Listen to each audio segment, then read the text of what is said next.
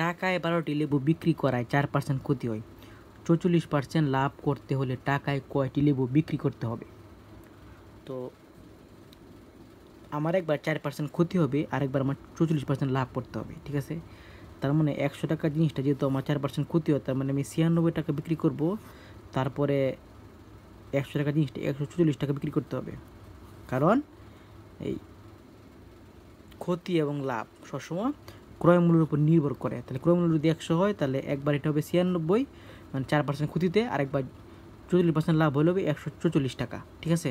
তার মানে আমার এখন এই 96 টাকা জিনিসটা বিক্রি করতে হবে 144 টাকা, ঠিক আছে?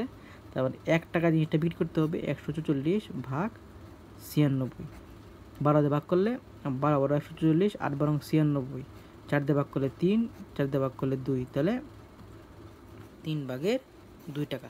তাহলে 1 টাকা জিনিসটা এখন আমাকে 3 ভাগের 2 টাকা বিক্রি করতে হবে। 3 ভাগের 2 টাকায় বিক্রি করতে হবে 12টা। আগে আমি 1 টাকায় বিক্রি করতাম, আর এখন কি 3 ভাগের 2 টাকা আমাকে বিক্রি করতে হবে। তো 3 ভাগের 2 টাকায় বিক্রি করব 12টা, তাহলে 1 টাকায় বিক্রি করব কয়টা? ভাগ হবে, ভাগ হলে 12 ভাগ 3 ভাগের 2, তাহলে কত হবে?